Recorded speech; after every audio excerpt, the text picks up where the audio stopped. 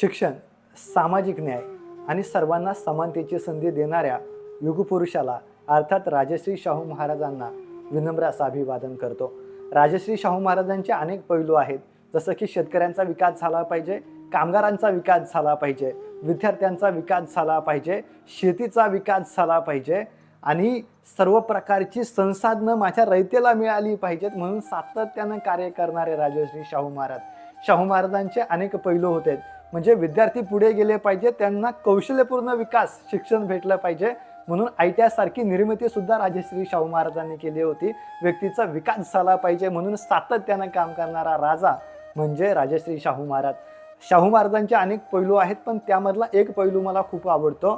तो पैलू असा आहे की डॉक्टर बाबासाहेब आंबेडकर आणि राजश्री शाहू महाराज यांची एक सभा झाली, ती माणगावची सभा. आणि या माणगावच्या सभेमध्ये राजश्री शाहू महाराज आपल्या रयतेला उद्देशून सांगतात की इथल्या दलितांना त्यांचा पुढारी मिळाला, आता माझी चिंता संपली. एवढं म्हटल्यानंतर ती कोल्हापूरची जी रयत आहे ती रयत डॉक्टर आंबेडकरांना, बाबासाहेब आंबेडकरांना स्वतःचा नेता मानू लागते. म्हणजे बोलण्यामध्ये किती ताकद असू शकते, तर बोलण्यामध्ये एवढी ताकद असू शकते हे राजश्री शाहू महाराजांनी दाखवलं होतं. याच्यातूनच मला तुम्हाला सांगायचं आहे की तुमचे विचार लोकांपर्यंत पोहोचले पाहिजेत म्हणून भाषण कला शिकणं सुद्धा गरजेचं आहे. हे राजश्री शाहू महाराजांच्या या कौशल्यामुळं मला वाटतं.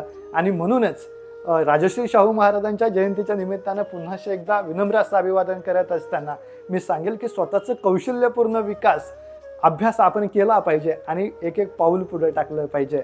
धन्यवाद.